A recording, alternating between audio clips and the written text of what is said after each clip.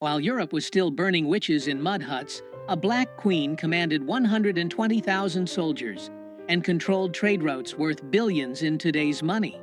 Her name was deliberately erased from your textbooks. She wasn't alone. 5 African queens built empires so powerful that European kings begged for their gold, then rewrote history to pretend they never existed. This is their story. Let's go back, way back. We're talking about a time when the word Europe barely meant anything. When Rome was just getting started and Greece was still figuring out democracy. During these centuries, while tribal villages dotted the European landscape, African queens were already commanding armies of thousands, building architectural marvels, and controlling trade routes that connected 3 continents. These weren't ceremonial figureheads wearing crowns for show. These were military generals who led from the front lines. Economic masterminds who controlled resources that made kingdoms rich beyond measure. Builders of civilizations so advanced that when Europeans finally arrived centuries later, they literally couldn't believe black people had created them. But here's the thing they don't teach you in school. Here's the part that gets conveniently left out of every history textbook you've ever opened. European colonizers didn't just conquer Africa. They waged a war on African memory itself. They systematically destroyed libraries, burned ancient texts, melted down golden artifacts, and demolished temples. They renamed cities, redrew maps, and when they found archaeological evidence they couldn't destroy, they simply lied about who built it. They claimed Egyptians weren't really African. They said Nubians were actually more Middle Eastern. They looked at stone cities in Zimbabwe and declared with absolute confidence that Africans couldn't possibly have built something so sophisticated. It must have been foreigners. It must have been anyone else. This wasn't accidental. This was policy. Because if you're going to enslave millions of people, if you're going to colonize an entire continent and extract its wealth for centuries, you need a story that justifies it. You need the world to believe that these people had no civilization, no history, no greatness. You need everyone to think you're bringing light to darkness, civilization to savagery. And so the lie became curriculum. The lie became fact. The lie became the only story most people would ever hear. But the truth survived. In oral histories passed down through generations. In archaeological sites they couldn't completely erase. In ancient texts written by Greeks, Romans, and Arabs who actually visited these kingdoms and wrote about their magnificence. And in the stories of 5 queens whose power was so undeniable that even centuries of erasure couldn't completely bury them. The first queen we need to talk about lived almost 3,000 years ago. Her name was Makeda, though you might know her as the Queen of Sheba. She ruled a kingdom that spanned modern-day Ethiopia and Yemen, and she controlled something that made her phenomenally wealthy: frankincense and myrrh. If you've only heard those words in Christmas carols, understand this. In the ancient world, these resins were worth more than gold. They were used in religious ceremonies, medicine, perfumes, and embalming. Controlling the frankincense trade was like controlling oil in the modern world. Makeda didn't just have money. She had the kind of power that made other rulers need her. The Bible tells a story about her visiting King Solomon in Jerusalem. She heard about his wisdom and decided to test him with hard questions, bringing gifts of spices, gold, and precious stones. What the Sunday school version leaves out is the political dimension of this visit. This was a diplomatic mission between 2 superpowers. Solomon needed her trade routes. She needed to assess whether an alliance made sense. According to Ethiopian tradition, they had a son together named Menelik, who became the first emperor of Ethiopia and established a dynasty that ruled for 3,000 years. 3,000 years. Let that sink in. But here's where the erasure begins. For centuries, European scholars insisted that the Queen of Sheba must have been Arab, not African. They couldn't accept that a black woman had the wealth and intelligence to impress Solomon. They twisted geography, ignored Ethiopian historical texts, and created elaborate theories to avoid giving credit where it was due. Because acknowledging that a black African queen ruled one of the ancient world's wealthiest kingdoms, that she was educated enough to challenge Solomon's wisdom, that she was powerful enough to negotiate as an equal. That would contradict everything they needed people to believe about Africa. Now let's jump forward to around 40 BCE. The Roman Empire is at its height. Caesar Augustus, the first Roman emperor, is expanding his territory in every direction. Rome is supposed to be invincible, the greatest military force the world has ever seen. And then they meet Queen Amanirenas of Kush. Kush, located in what's now Sudan, was also called Nubia. It was an ancient civilization that had been around longer than Rome itself. They had their own pyramids, their own written language, their own sophisticated society, and they had no intention of bowing to Rome. When Augustus tried to impose taxes on Nubia after conquering Egypt, Amanirenas gave him an answer he wasn't expecting. She raised an army of 30,000 soldiers, marched north, and absolutely destroyed 3 Roman forts. She didn't just defeat the soldiers, she sent a message. She beheaded statues of Augustus and buried his bronze head under the steps of a temple so people would walk over his face for eternity. That head, by the way, is now in the British Museum, though they rarely mention this part of the story. Rome was furious. This wasn't supposed to happen. They sent 10,000 legionnaires south to crush this rebellion. And then something extraordinary occurred. Amanirenas fought them to a standstill. For 5 years, this one-eyed warrior queen held off the greatest military machine in the ancient world. She used guerrilla tactics, superior knowledge of the terrain, and tactical brilliance to make every Roman victory Pyrrhic. The war became too expensive, too bloody, too difficult. And so Rome, the empire that supposedly never surrendered, did something almost unthinkable. They negotiated a peace treaty. They agreed to exempt Kush from all taxes. They pulled their troops back and let Amanirenas keep her kingdom independent. Think about that for a second. A black African queen defeated the Roman Empire. Not in legend, not in myth, but in documented historical fact. Roman historians wrote about it. Archaeological evidence confirms it. And yet, how many people have ever heard of Amanirenas? How many history classes teach that Rome lost a war to a Nubian queen?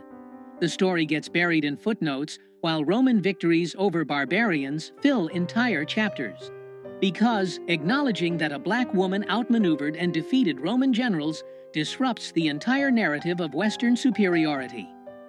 Fast forward about 1,600 years to the Kingdom of Ndongo in what's now Angola. The year is 1624, and the Portuguese have arrived in force. They're not exploring. They're not trading as equals. They're hunting for slaves to fuel the transatlantic trade that will devastate Africa for centuries. And they've just met someone who will make their lives absolutely miserable for the next 30 years. Her name is Nzinga Mbande. Nzinga was born into royalty, but she had to fight for every ounce of respect in a world determined to deny it to her. When she first met with the Portuguese governor as her brother's ambassador, they deliberately didn't provide her with a chair. It was a power move, meant to force her to stand or sit on the floor while the governor sat elevated. Nzinga refused to accept the disrespect. She gestured to one of her servants, who immediately got on hands and knees, and she sat on her servant's back as if it were a throne. She negotiated the entire treaty from that position, making it clear that she would not be looked down upon.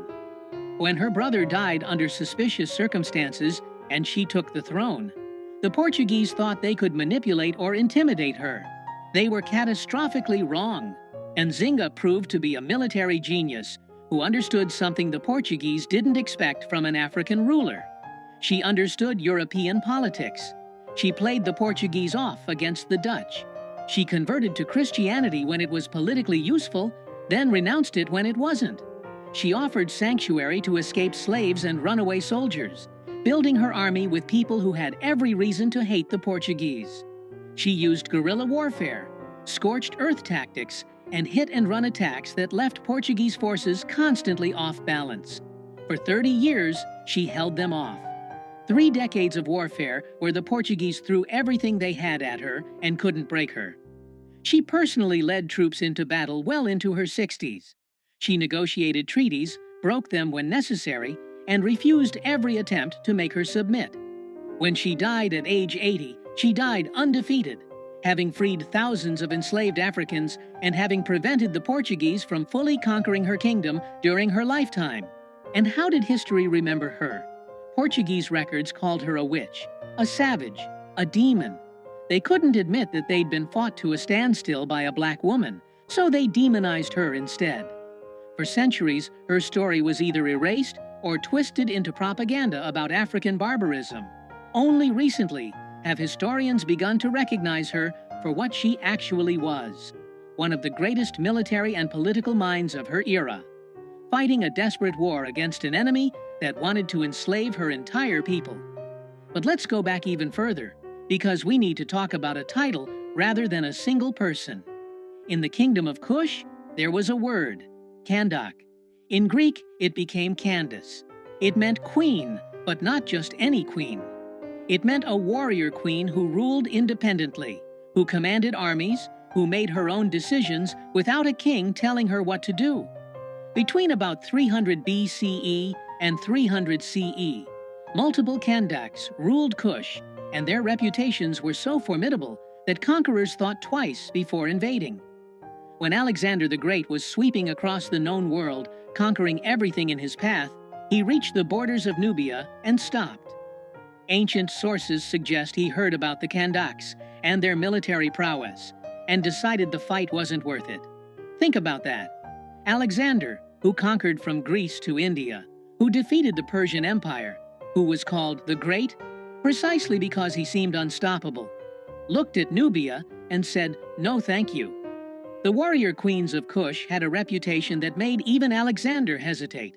These queens built pyramids. Yes, Sudan has more pyramids than Egypt, though most people don't know that because those pyramids don't fit the narrative about African civilization. They commanded armies, controlled trade routes, minted their own currency with their faces on the coins. They corresponded with other rulers as equals. The Bible mentions a Kandake in the book of Acts, though her power and position are reduced to a mere footnote in most interpretations. These were women with absolute authority in a world where Greece and Rome insisted only men could rule. And yet their existence has been minimized, footnoted, or erased from popular history. Now let's talk about Queen Amina of Zazzau, who ruled in what's now northern Nigeria from about 1533 to 1610. Amina came to power in the Hausa Kingdom at a time when the trans-Saharan trade routes were the highways of African commerce. Salt, gold, ivory, and enslaved people moved along these routes, making whoever controlled them extraordinarily wealthy. Amina decided she wanted to control them all. She took command of the army and began expanding Zazzau's territory through a combination of military conquest and strategic alliances. She personally led her troops into battle, commanding forces of up to 20,000 soldiers. Everywhere she conquered, she built fortified walls around the cities, some of which still stand today as testament to her reign. She ruled for 34 years, never married because she refused to share power, and rejected every attempt by European traders arriving on Africa's coast to establish protective relationships that would have undermined her authority. Her kingdom became one of the wealthiest in West Africa. Her military innovations influenced regional warfare for generations. And yet, when British colonizers arrived centuries later and heard stories about her, they declared she was probably a myth. African people couldn't possibly have had a queen that powerful, that successful, that militarily brilliant. It must be exaggerated folklore. Never mind the oral histories that had preserved her story in remarkable detail. Never mind the archaeological evidence. Never mind that other documented historical sources confirmed her existence. The British needed Africans to seem primitive, uncivilized, incapable of self-governance. A queen like Amina contradicted that story, so they simply dismissed her as legend until modern archaeology proved them wrong. Do you see the pattern now? Do you understand what was done? It wasn't just about conquering territory, it was about conquering memory. Because if people know their ancestors built empires, ruled kingdoms, defeated Roman legions, and commanded vast wealth, they won't accept being treated as inferior. They'll know their subjugation is a lie, and so the records had to be destroyed. The libraries of Timbuktu, containing hundreds of thousands of manuscripts documenting African history, science, and literature, were burned. The gold artifacts that proved African metallurgical sophistication were melted down. The stone buildings were attributed to anyone except the Africans who actually built them, and the powerful women who ruled were either erased entirely or reduced to footnotes, their power stripped away, their accomplishments minimized. The lie they told was simple. Africa had no civilization before Europe arrived. Africans had no history worth teaching. Black people built nothing, invented nothing, ruled nothing. Everything good in Africa must have come from outside. This lie justified slavery, because how could it be wrong to enslave people who had never achieved anything on their own?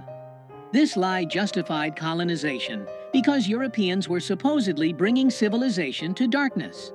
This lie justified theft, because the resources of Africa belonged to whoever was sophisticated enough to extract them, and Africans supposedly weren't. But here's the truth they tried to bury. When Europeans finally reached West Africa in the 1400s, they found cities that dazzled them. They found the Mali Empire with a GDP that dwarfed medieval Europe. They found Timbuktu with universities older than Oxford, where scholars studied mathematics, astronomy, law, and medicine. They found Benin with bronze casting so technically advanced that Europeans couldn't figure out how it was done and assumed it must have been imported. They found Great Zimbabwe with stone architecture so sophisticated that colonizers spent decades insisting Phoenicians or Arabs must have built it, because accepting that Africans created it was ideologically impossible. They found Mansa Musa, a black emperor who went on Hajj to Mecca and gave away so much gold along the way that he crashed the Mediterranean economy for years. He was literally too rich for the economic systems of his time to handle. He built libraries, universities, and mosques. He turned Timbuktu into an intellectual center of the Islamic world. And he did all of this while ruling an empire larger than Western Europe. And yes, they found evidence of these 5 queens and dozens more like them. Women who commanded armies, while European women couldn't own property. Women who controlled trade routes, while European women were burned as witches if they were too educated. Women who built dynasties that lasted longer than most European kingdoms existed. African civilizations didn't fall because they were primitive or inferior. They were systematically destroyed by the transatlantic slave trade and European colonization. Over 400 years, an estimated 12 to 15 million Africans were kidnapped and enslaved. Entire regions were depopulated. Sophisticated political structures were deliberately shattered. Economic systems were redirected to serve European interests. And then, when colonizers had finished extracting wealth and destroying societies, they pointed at the devastation they'd caused and said, "See? They were never civilized to begin with." The evidence of the lie is everywhere if you know where to look. Ancient Greek historians like Herodotus openly wrote about traveling to Africa and learning from African scholars. The Bible is full of references to powerful African kingdoms. Cush is mentioned repeatedly. Ethiopia is referenced throughout. Roman coins show extensive trade with Nubian empires. Medieval Arab scholars wrote detailed accounts of visiting West African kingdoms and being amazed by their wealth and sophistication. The proof was never actually hidden. It was just ignored, dismissed, or reinterpreted to maintain the narrative of African inferiority. But by the 1800s, when colonization was reaching its peak, this history was being actively suppressed. It was classified or hidden in archives where only scholars could access it. It was removed from educational curricula. It was declared unreliable or exaggerated. Because if people knew that Africa had queens ruling empires, while Europe was barely literate, how could you justify the colonial project? If people knew that Africans had sophisticated political systems, advanced architecture, and thriving universities, how could you claim they needed European civilization? The most revolutionary act, it turns out, is remembering. It's refusing to accept the sanitized, whitewashed version of history that makes European dominance seem natural and inevitable. It's digging up the stories they tried to bury and shouting them loud enough that they can't be ignored anymore. These 5 queens weren't exceptions. They weren't rare anomalies in an otherwise primitive continent. They were products of sophisticated societies that valued different things than European societies did. Societies where women could hold ultimate power, where military prowess mattered more than gender, where wealth and learning flourished long before Europe emerged from its dark ages. Their stories weren't lost. They were stolen, deliberately, systematically, as part of a centuries-long campaign to make people forget that Black civilizations built empires, that Black rulers commanded respect from other world powers, that Black people have always been capable of extraordinary achievement when not subjected to systematic oppression and erasure. History is written by conquerors, yes, but the truth survives. It survives in the archaeological evidence they couldn't completely destroy. It survives in oral traditions passed down through generations, despite every attempt to silence them. It survives in the ancient texts that documented these kingdoms before anyone had a political reason to pretend they didn't exist. And it survives in the DNA of every person descended from these civilizations, carrying the legacy of queens and emperors, whether they know it or not. Erasing a people's past is how you control their future. If you don't know your ancestors built empires, commanded armies, accumulated wealth that made European kings jealous, and ruled with wisdom that other civilizations respected, then you might believe the lie that you're inherently inferior. You might accept subjugation as natural. You might not fight for the power that is your birthright, but resistance is Black history. From Amanirenas defeating Rome to Nzinga fighting Portuguese colonizers, from the Kandakes building pyramids to Amina expanding kingdoms, every generation has fought erasure. Every generation has refused to disappear. Every generation has preserved some piece of the truth and passed it forward. Your textbooks lied. These queens ruled the world before Europe even knew that world existed. They commanded wealth, respect, and power that rivaled anything their contemporaries achieved. And remembering them isn't just about correcting historical inaccuracy. It's about understanding that the current world order, where European and European-descended powers dominate, isn't natural or inevitable. It's the result of specific historical processes of violence, theft, and erasure. It's a construct that can be challenged and changed. Because the most dangerous thing you can do to a system built on lies is tell the truth. The truth that Africa had civilizations when Europe had villages. The truth that Black women ruled empires with authority that made men bow. The truth that African achievement was systematically erased to justify centuries of exploitation. The truth that we carry the legacy of queens, remember their names, tell their stories, refuse to let them be forgotten again. Because they didn't fight their wars, build their empires, and rule their kingdoms so that their descendants would believe the lies of their conquerors. They did it so we would know, so we would remember, so we would understand that greatness is our inheritance, no matter how many centuries of propaganda say otherwise.